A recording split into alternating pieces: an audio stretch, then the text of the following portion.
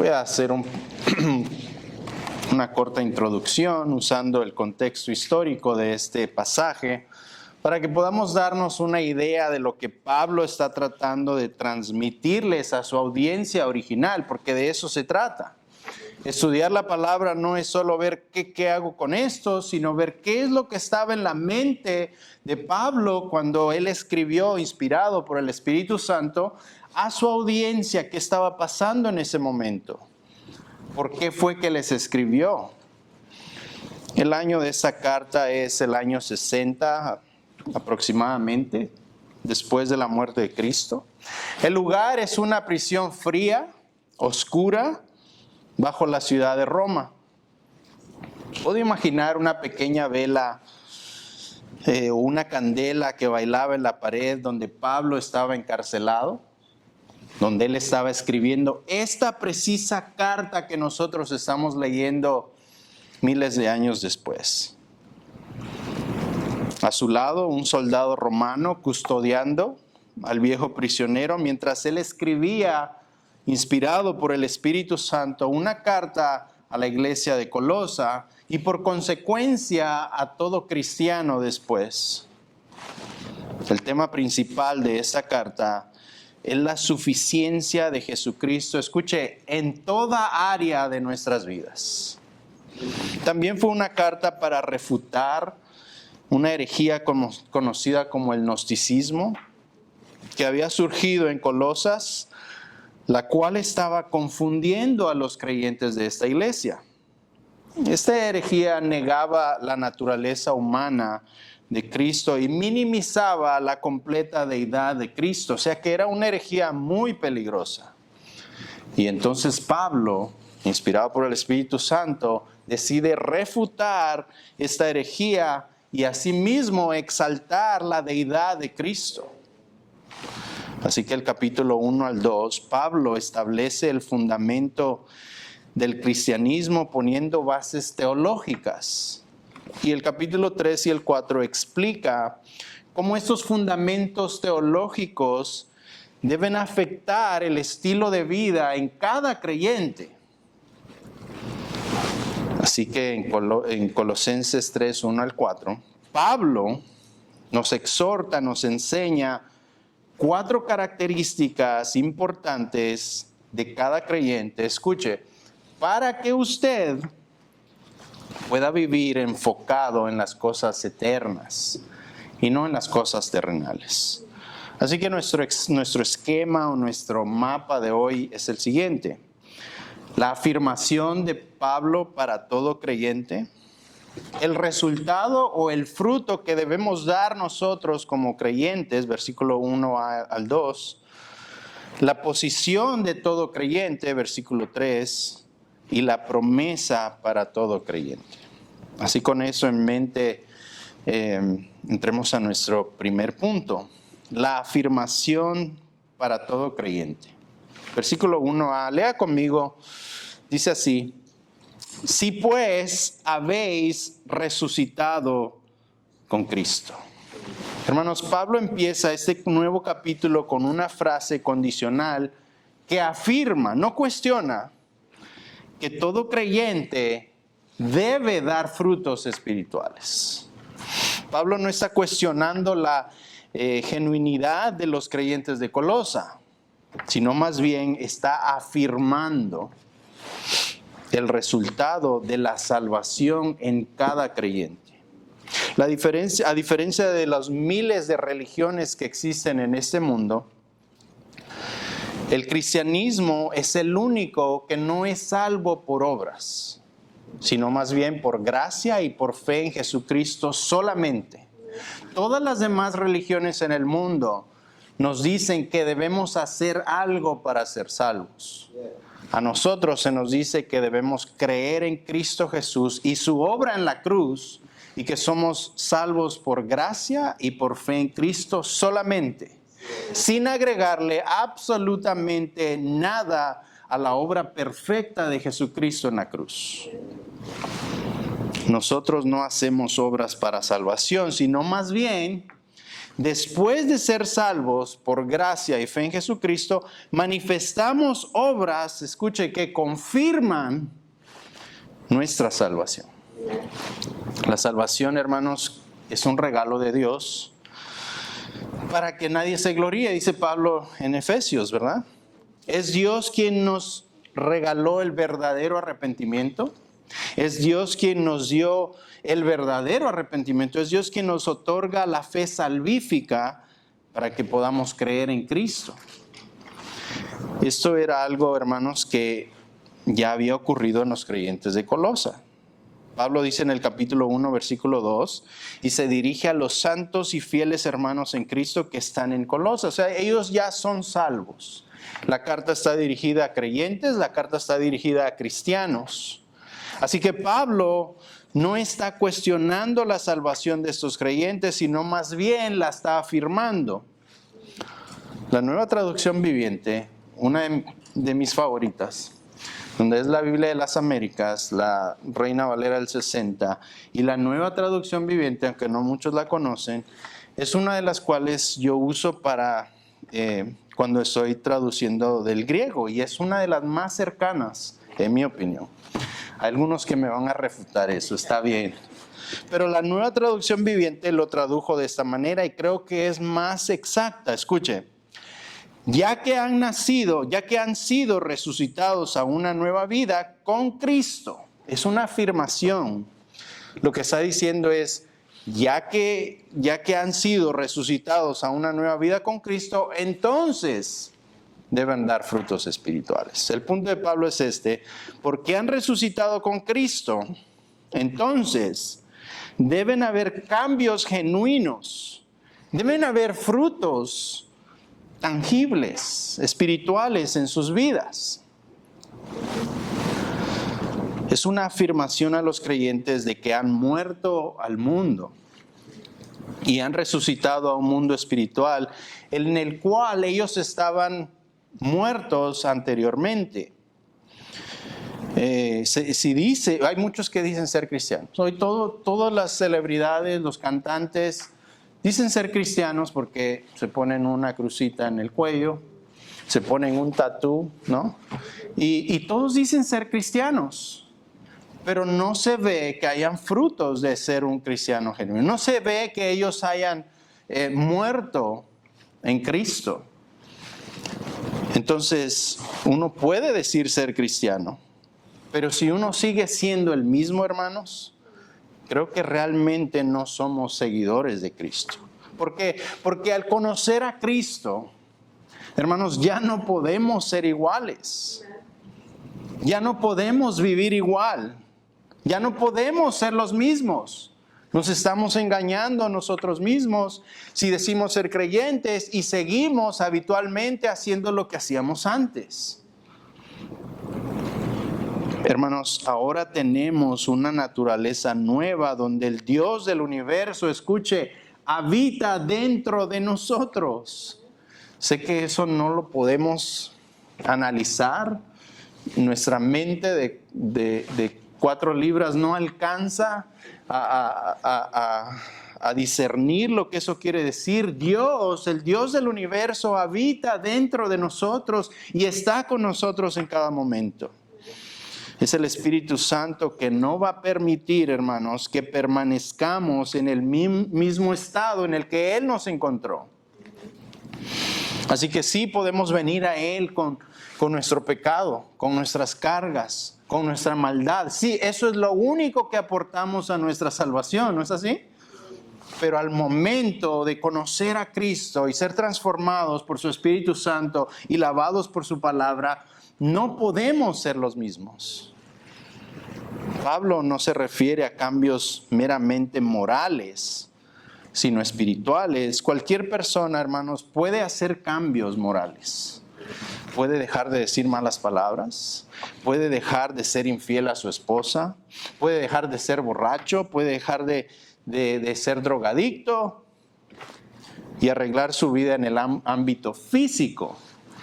Pero Pablo habla de un cambio espiritual desde adentro hacia afuera.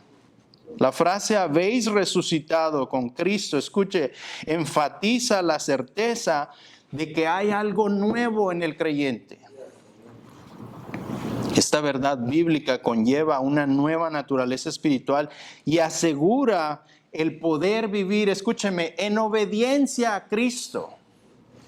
Hermanos, cuando somos resucitados de los muertos, espiritualmente hablando, cuando somos regenerados, nuestra mente cambia, nuestras emociones cambian, nuestros planes cambian, la manera de hablar cambia, todo cambia. ¿Por qué? Porque hemos muerto a nosotros mismos.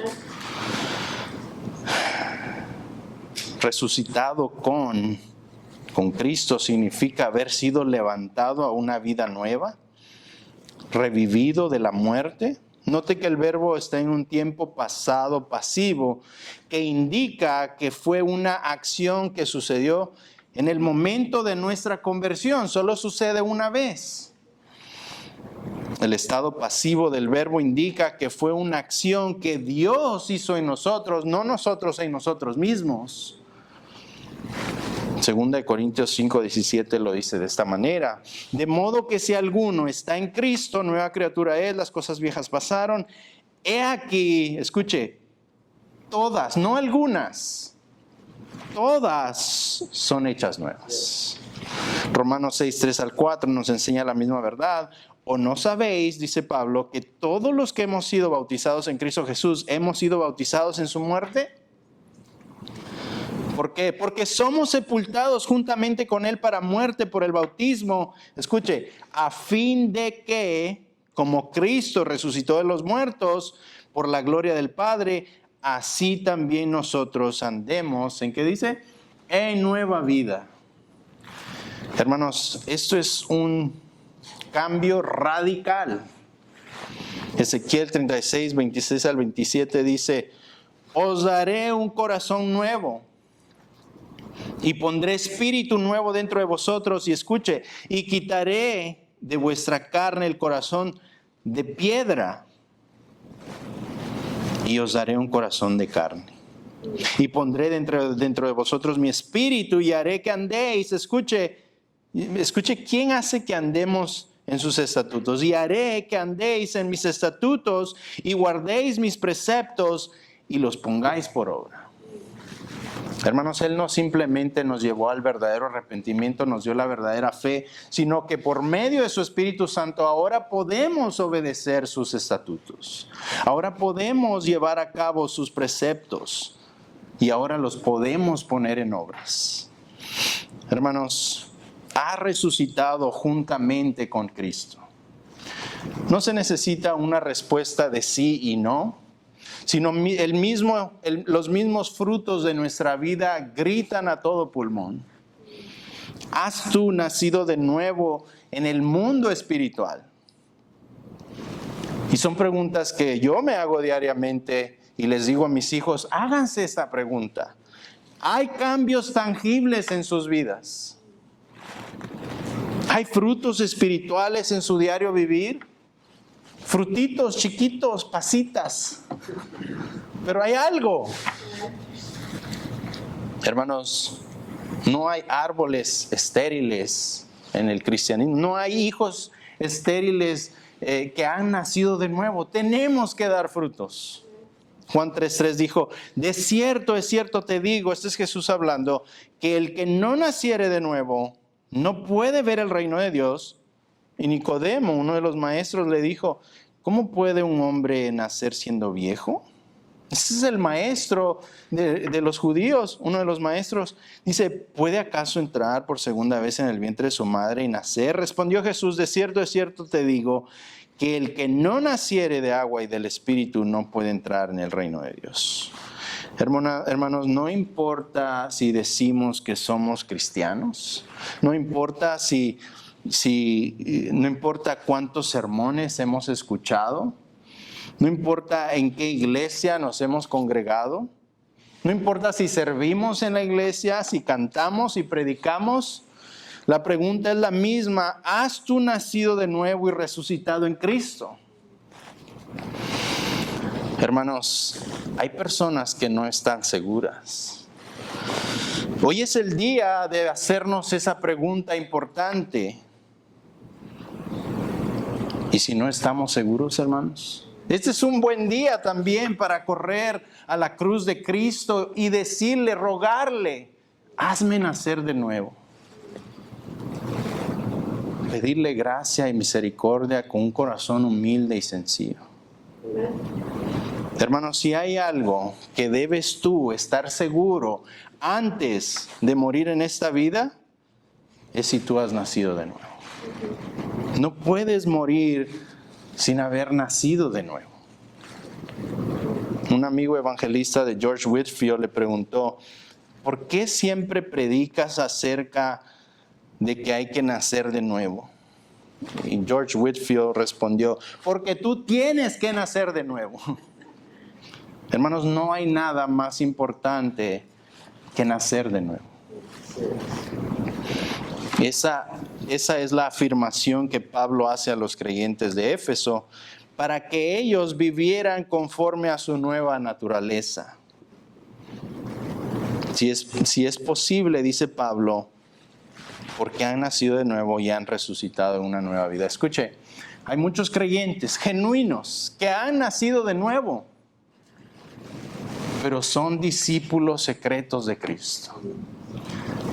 No viven su vida transformada, no viven esa nueva naturaleza allá afuera donde tenemos que demostrar que Cristo ha hecho algo en nuestras vidas. Hermanos, Él no nos transformó, no nos dio una naturaleza nueva, un corazón nuevo para seguir siendo los mismos. Tenemos que brillar esa luz allá afuera. Tenemos que vivir esas convicciones bíblicas en este preciso momento de la historia que Dios nos ha dado el honor y el privilegio de vivir, porque el mundo necesita ver lo que Cristo ha hecho en nuestras vidas. Hermanos, no podemos escondernos en las iglesias y venir solo los domingos. Debemos vivir nuestras vidas como que hemos sido transformados allá afuera, en nuestros trabajos, en nuestras escuelas, en nuestros vecindarios. Debemos demostrar el poder de Dios viviendo esos frutos espirituales. Esa vida nueva la debe ver la gente para que diga, yo quiero eso. ¿Por qué en momentos difíciles Él está con gozo y está contento? ¿Por qué tiene paz en medio de un mundo que se está desboronando por todos lados? Yo quiero eso que Él tiene. Hermanos, si viviéramos esa vida transformada allá afuera, hay muchas veces que no vamos a tener que evangelizarlos hasta que ellos vengan, porque van a venir a preguntarnos, ¿qué es lo que tú tienes? Y se hace más fácil decirles, Cristo transformó mi vida y lo puede hacer en ti también. Hermanos, si Dios nos ha regenerado, es porque necesitamos vivir ese estilo de vida allá afuera, porque el mundo nos necesita. Necesita ver lo que Cristo ha hecho. Eso nos lleva a nuestra segunda característica, el resultado o el fruto de todo creyente. Versículo 1b al 2 dice lo siguiente, escuche, buscad las cosas de arriba, donde Cristo está sentado a la diestra de Dios, poned la mira en las cosas de arriba, no en las de la tierra. La palabra buscad, como la palabra poned, son verbos presentes, activos e indicativos que indican un mandato continuo y constante en sus vidas. Hermanos, son mandatos de parte de Pablo porque son parte de la nueva vida del creyente. Esos son los frutos de una nueva criatura. Si hemos muerto y hemos resucitado en Cristo, estos son los frutos que debemos dar como nuevos creyentes. Buscar las cosas de arriba se refiere a estar en una búsqueda inagotable e insaciable de los tesoros bíblicos y las verdades absolutas que se encuentran en Cristo Jesús y su palabra. Se trata de vivir persiguiendo lo inalcanzable y saber que entre más buscas, más encuentras y aún así más deseas y más anhelas. Y es precisamente eso que hace al creyente continuar buscando todos los días de su vida y persiguiendo a Cristo todos los días de su vida en su Biblia. Hermanos, nuestra Biblia debe de estar gastada. Entre más gastada está, es que es porque más mano le ha echado a esa Biblia. ¿Por qué? Porque usted anhela conocer con todo su corazón y toda su alma a aquel que lo salvó. Jesús dijo en Mateo 6:33, mas buscadlas primeramente el reino de Dios y su justicia y todas las cosas serán añadidas. Hermanos, buscad implica que las cosas de arriba, las cosas celestiales, las cosas espirituales, no están en la superficie. Las cosas del reino no son para todos. No están en la superficie para que todos lo vean fácilmente. Están escondidas y deben ser buscadas constantemente. El que ha resucitado con Cristo, hermanos, dedicará el resto de su vida buscando los tesoros espirituales que se encuentran en la palabra de Dios, porque ahí encuentra vida, ahí encuentra promesas, ahí encuentra, hermanos, cómo termina la historia de la humanidad. Ahí termina cómo Cristo vence, ahí termina cómo Cristo gana, ahí termina cómo nosotros terminamos o reinamos juntamente con Él. Hermanos, pasé mi vida, 27 años de mi corta vida, gastándome para el mundo, viendo en qué podía satisfacer mi alma, desvelándome hasta las 2, 3, 4, 5 de la mañana, buscando satisfacción para mi cuerpo. ¿Cómo no me voy a gastar, hermanos, buscando a aquel que se entregó por mí? ¿Cuánto más no voy a trasnochar buscando la palabra de Dios y queriendo conocer más a Cristo? Viendo que nos llegan las 2, las 3, las 4 de la mañana y queremos seguir buscando a Cristo. Hermanos, Él nos satisface. Y luego Jesús dice, porque donde esté vuestro corazón, ahí también está. Donde esté vuestro tesoro, ahí también esté vuestro corazón. Hermano, ¿es tu tesoro Cristo? ¿Es tu tesoro la palabra de Dios que va a enriquecer tu alma? ¿Es ahí donde te deleitas todos los días? El salmista decía, de día y de noche se deleitaba en su palabra, ¿no es así? Hermanos, debemos deleitarnos en su palabra. Un deleite es algo que a ustedes les encanta hacer. Puede ser pasar tiempo con una persona, puede ser alguna cosa, puede ser, para los cafeteros es el café. Levantarse en la mañana, oler el café y decir, wow. Para algunos es llegar después del trabajo, quitarse los zapatos, subir los pies al sillón y ver un sermón del pastor Archila. ¿Sí o no? Para otros es llegar a la cama, arreglar la almohada y quedar ahí, ir hasta el tercer cielo, ¿no? Ese soy yo. No sé desde cuándo, pero me encanta dormir. Es algo, es mi deleite. Pero hermanos, pongamos a Dios, la palabra de Dios, que sea nuestro deleite diario. ¿Qué es lo primero que piensas en la mañana? ¿Qué es lo que está pasando en tu mente mientras estás trabajando, mientras vas manejando? ¿Qué es lo último que tú piensas al empezar a roncar? Es la palabra de Dios, hermanos. Debería serlo, porque es lo único que nos da fuerzas, nos da ánimo, nos exhorta y nos da todo lo que necesitamos. Luego después Pablo dice, poned la mira tipifica que nuestra mente, nuestra alma y nuestro ser está enfocado en las cosas espirituales más que las cosas terrenales. Esto significa que nuestra mente está saturada de su palabra, está saturada de sus promesas, está saturada de sus planes y de sus propósitos. Y eso causa, hermanos, que no haya lugar para las filosofías humanas, las modas culturales, los pensamientos humanistas, las falsas religiones, los falsos maestros y todo tipo de distracción que quita nuestra mirada de Cristo. Jonathan Edwards solía decir: estampa la eternidad en mis párpados. ¿Por qué decía eso? Porque no quería ser distraído por absolutamente nada. Su mirada estaba en lo espiritual, su mirada estaba en lo eterno, su mirada estaba en Cristo. Y no quería él gastar ni un minuto de su día en cosas vanas.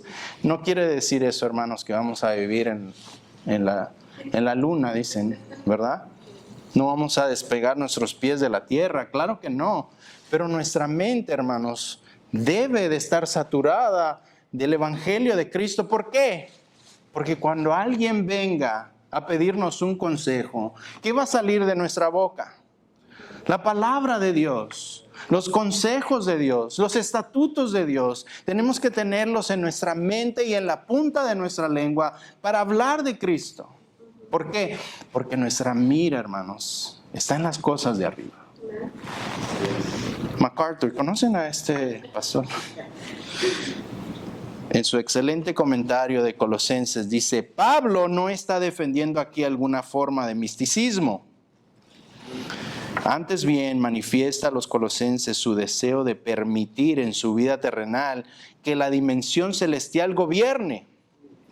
Ocuparse de las cosas celestiales es ocuparse de aquel que reina sobre ellas, así como de sus propósitos, planes, determinaciones y poder. También implica, escuche, ver las cosas, las personas y los sucesos en este mundo a través de los ojos de Cristo y de su perspectiva eterna. Eso significa tener la mira en los ojos de arriba. Todo lo que está pasando lo estamos viendo porque esto se va a cumplir. La Biblia lo dice. ¿Y cómo debo manejar mi vida durante estos tiempos peligrosos? Bueno, la Biblia nos dice. Es nuestro navegador.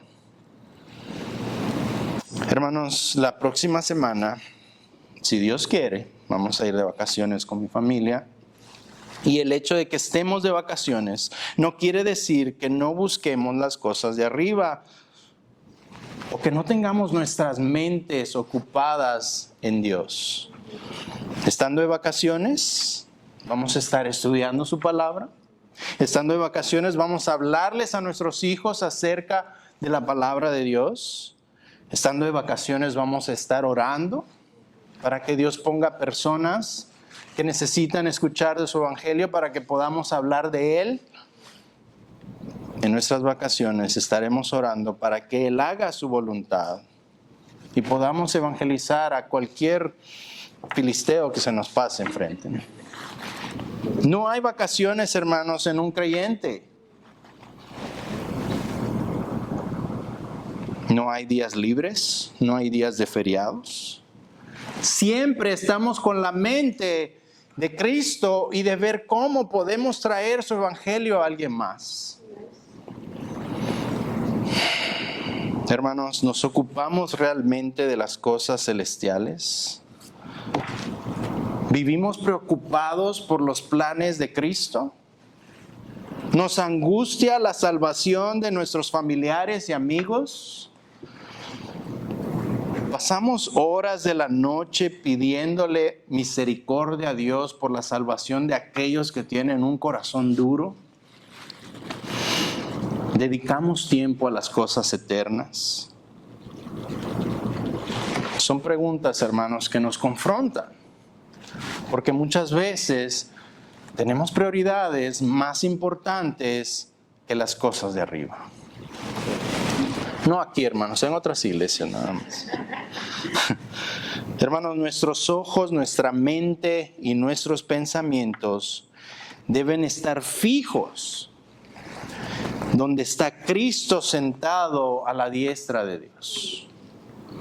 Note que el enfoque aquí en este pasaje y en todo este libro es Cristo a la diestra de Dios. Nos indica que este es el lugar más alto y más sublime. Es un lugar de honor y de majestad. Esta frase significa tres cosas que voy a tratar de desarrollar rápidamente. Efesios 1, 20, 21 dice, la primera se refiere a Cristo como poder supremo. Efesios 1, 20 al 21 dice, la cual operó en Cristo resucitándole de los muertos y sentándole a su diestra en los lugares celestiales, escuche, sobre todo principado y autoridad y poder y señorío y sobre todo nombre que se nombra no solo en este siglo, sino también en el venidero. Hermanos, lo que esto nos dice es que no hay poder más alto que el poder que Cristo tiene en este momento. No hay nada arriba de Él, no hay nada abajo de Él. Todo está puesto bajo sus pies. Él controla, Él gobierna todo en su poderosa voluntad. Nada se sale de su voluntad. ¿Cuál es la implicación a esto? Hermanos, si hemos muerto con Cristo y hemos resucitado juntamente con Él, ahí estamos nosotros también juntamente con Él. Es una verdad gloriosa. Segundo, sentado a la diestra de Dios significa que Cristo es suficiente para perdonar nuestros pecados. Hebreos 1:3 lo dice de esta manera, el cual siendo el resplandor de su gloria y la imagen misma de su substancia, o sea, Jesús es Dios y quien sustenta todas las cosas con la palabra de su poder, habiendo efectuado la purificación de nuestros pecados por medio de sí mismo, se sentó a la diestra de la majestad de las alturas. Es por eso que Cristo en la cruz dijo, hecho está, consumado es, completo está, no hay nada más que hacer, la obra fue completa. El hecho de que Jesucristo ahora está sentado a la diestra del Padre significa que Él obtuvo el perdón completo por nuestros pecados. Hebreos 10, 12 al 14 otra vez, pero Cristo habiendo ofrecido una vez y para siempre un solo sacrificio por los pecados, escuche, se ha sentado a la diestra de Dios. Y versículo 14, porque con una sola ofrenda hizo perfectos para siempre, escuche, a los santificados. Ya no hay nada por hacer, hermanos. Al haber sido resucitados con Cristo, los creyentes podemos estar seguros de que Él ha perdonado todos nuestros pecados, hermanos. Y esa es la mejor noticia que un humano puede recibir. El enemigo ya no tiene bases para acusarnos. Apocalipsis 12:10. Somos aceptados en Cristo, Romanos 15:7. Y por último, el hecho que Cristo está sentado a la diestra de Dios significa, escuche, que Él intercede por nosotros. Romanos 8:33, 34 nos asegura lo siguiente. Escuche, ¿quién acusará a los escogidos de Dios? Dios es el que los justifica. Otra pregunta, ¿quién es el que condenará? Cristo es el que murió, más aún el que también resucitó, el que además está a la diestra de Dios, el que también intercede por nosotros. Interceder, hermanos, es estar orando por nosotros. Cuando tú te desanimas y pierdes la esperanza, porque a todos nos pasa, hermanos, es alentador saber que Cristo está intercediendo por nosotros y no nos va a dejar caer. Si meditamos en esta realidad, hermanos, podemos descansar en su soberanía. Podemos descansar en el hecho de que Él intercede por los suyos, de que Él no va a perder ninguna de sus ovejitas, de que si pasamos por pruebas es porque Él tiene un propósito específico para nuestro propio bien. Y además, Él está intercediendo por nosotros. Es una gran verdad, hermanos. Entonces, cuando luchemos contra la tentación, con el desánimo, la depresión, la enfermedad, recordemos de que Cristo está intercediendo día y noche por nosotros. Muy bien, ya vimos la afirmación para todo creyente, el resultado, el fruto para todo creyente. Eso nos lleva a la posición de todo creyente. Versículo 3, lea conmigo. Porque habéis muerto y vuestra vida está escondida con Cristo en Dios. Nota la palabra por qué introduce la razón del verso 2. Porque habéis muerto. Una vez más, está en el tiempo pasado que indica que esto sucedió en nuestra salvación y solo ocurre una vez. Se refiere a morir a nuestra carne, al yo. Significa morir a nuestra vieja naturaleza y todo lo que conlleva vivir en nuestra carne. Hermanos, Pablo ya había tocado este tema en el capítulo 2, cuando él les dijo en el verso 20, pues si habéis muerto con Cristo, en cuanto a los rudimentos del mundo, ya morimos, hermanos, a todo lo que el mundo nos incitaba anteriormente. A todo lo que nos traía, nos llamaba la atención, lo que anhelaba nuestra carne. Ahora tenemos el poder de decir no. Tenemos el poder, el amor y el dominio propio de decirle no al pecado, no a la carne. Hermanos, usted debe hacer, dice Pablo, usted debe hacer su cuerpo su esclavo. Usted debe ser su amo. Usted debe decirle a su carne, solo un burrito, no dos. Usted debe decirle a su carne, cuando su carne diga, hoy no voy a ir a la iglesia, hoy estoy cansado, me duele la cabeza, cállese, vamos a ir a la iglesia ahora a escuchar la palabra de Dios. Ay, pero es que hoy el día estuvo largo. No le he pedido opiniones. 2, 3 capítulos por andar renegando. Usted manda a su cuerpo, hermanos. Su cuerpo es su esclavo. Y usted lo manda y lo hace hacer, aunque no quiera. ¿Por qué? Porque el hombre interior ha sido resucitado juntamente con Cristo y ha recibido una nueva naturaleza. Y hoy puede decir a su carne, no. Hermanos, ¿para qué morimos? Bueno, morimos para resucitar juntamente con Cristo. La muerte nos hace copartícipes con su resurrección. No podemos resucitar si no hemos muerto primero. Debemos morir a nuestra carne para recibir una nueva naturaleza. Debemos quitarnos la ropa vieja para ponernos ropa nueva. No se puede poner una ropa nueva bajo la ropa vieja. Debemos morir al yo para vivir para Él. Mateo 16, 24 dice, entonces Jesús dijo a sus discípulos, escuche, si alguien quiere venir en pos de mí, niéguese a sí mismo, tome su cruz y sígame. Hermanos, todo en el mundo antiguo sabía qué significaba eso. Significaba que debía de morir a sí mismo para vivir para Cristo. Hay personas que dicen ser cristianos, pero aún no han muerto a su naturaleza pecaminosa. Y entonces, ¿qué pasa? Sus mismos deseos carnales los delatan. El requisito de una nueva vida es haber muerto primero a sí mismo. Gálatas 6:14.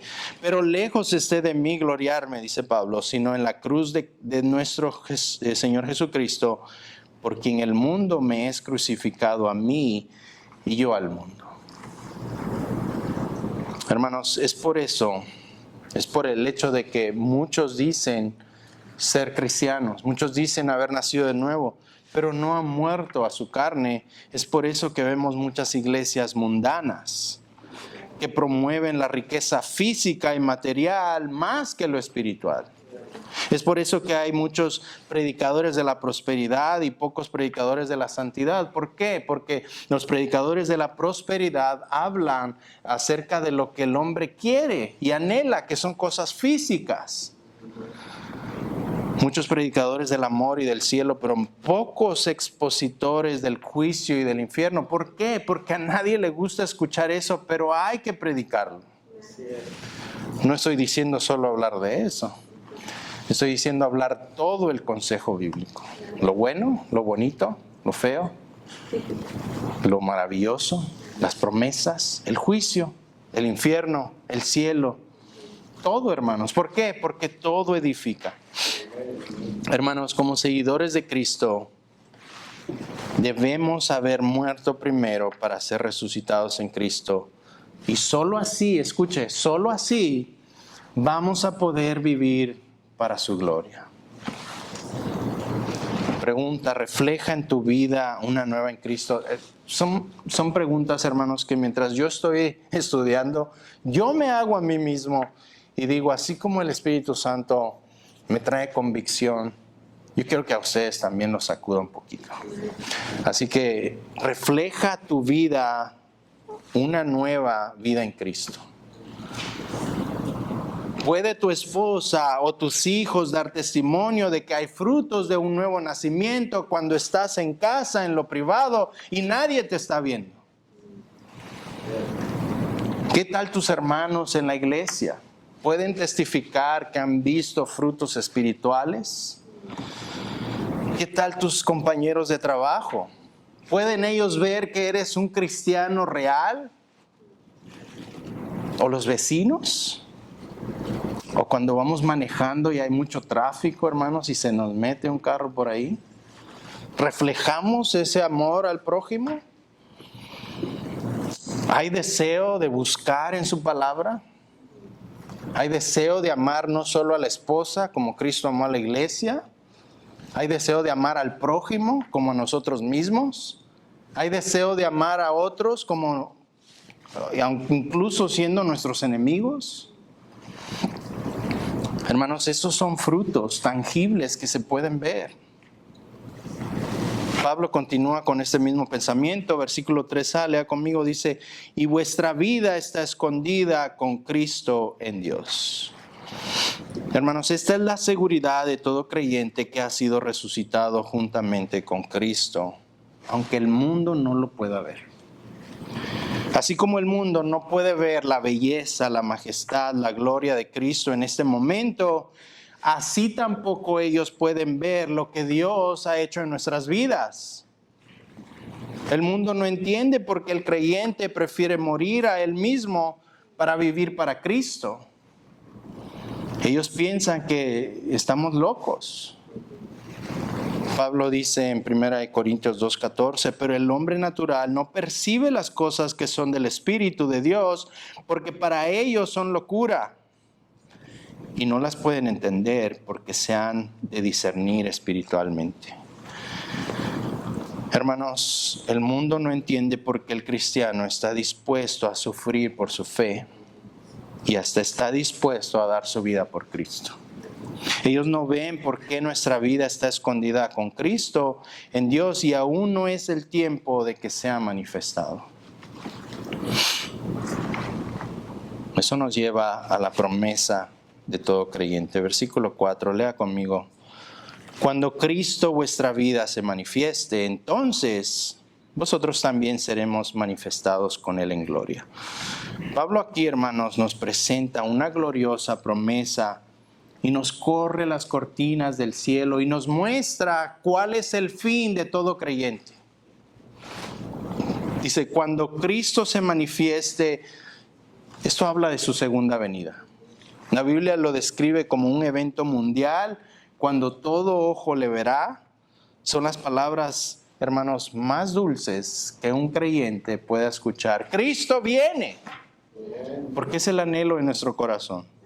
Ese es el día más esperado para el creyente, pero es el día también más aterrador para todo aquel que ha rechazado a Cristo. Hermanos, yo no sé usted, pero cuando estoy leyendo estos pasajes, mi mente empieza a imaginar el brillo, la belleza, lo sublime y el resplandor del Hijo de Dios bajando en gloria en una nube. Espero con todo mi corazón el sonido de esa trompeta. Será algo espectacular y espantoso a la misma vez. Para el creyente será el día más glorioso, pero para el inconverso será su peor pesadilla. Cristo, vuestra vida, esta frase simplemente es una confirmación de la presencia de Cristo en el corazón del hombre. Él realmente, hermanos, mora dentro de nosotros.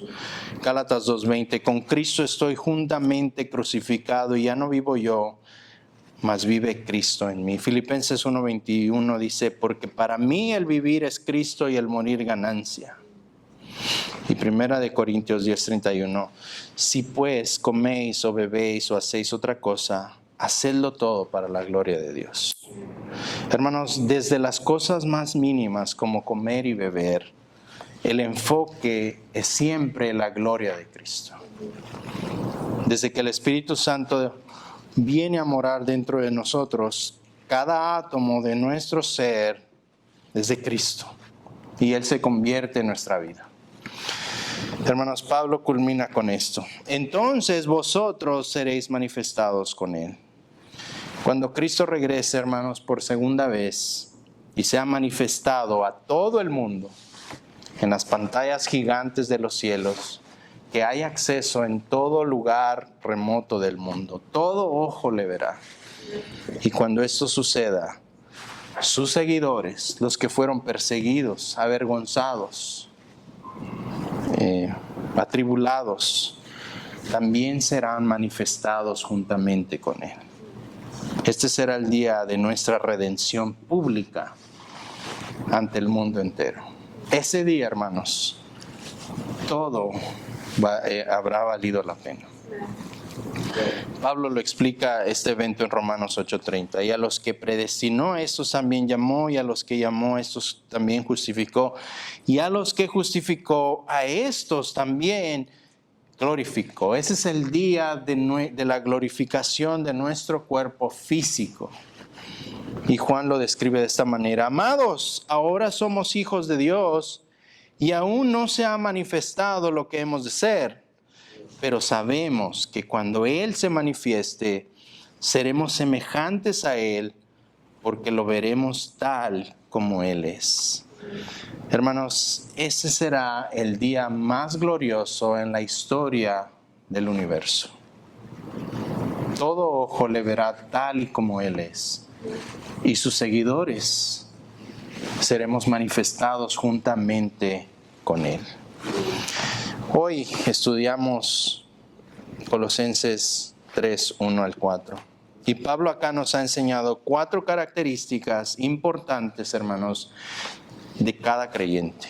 ¿Para qué? Para que nosotros, o para que usted pueda vivir enfocado en las cosas de arriba y no esté envuelto, confundido en las cosas terrenales. Hoy vimos la afirmación para todo creyente, el resultado de todo creyente, la posición de todo creyente y la promesa de todo creyente. Hermanos, usted dirá, ¿qué voy a hacer con esto? Eso nos dice y nos motiva y nos exhorta a vivir nuestras vidas conforme a nuestra nueva naturaleza. Jesús dijo, no podemos poner una luz abajo de una cama, ¿verdad? No podemos esconder la luz en un ataúd. ¿Por qué? Porque la luz debe brillar. Ustedes deben de brillar esa luz que Cristo, de esa luz de Cristo, ahí en los ambientes donde Él los ha puesto. Hay un propósito específico en su vida por el cual usted está vivo, está vivito y coleando en este preciso momento de la historia. Si usted está respirando, hermano, si corazón está palpitando en este momento, hay un propósito específico en su vida. ¿Cuál es? Viva su nueva naturaleza para exaltar y glorificar a Cristo donde quiera que usted vaya. No podemos escondernos, hermanos. El mundo necesita ver el proceso que Cristo ha hecho en nuestras vidas. Somos un testimonio andante. Y cuando nos pregunten por qué somos diferentes, abra su boca y predique el glorioso evangelio de Cristo. Que Dios nos ayude. Vamos a orar.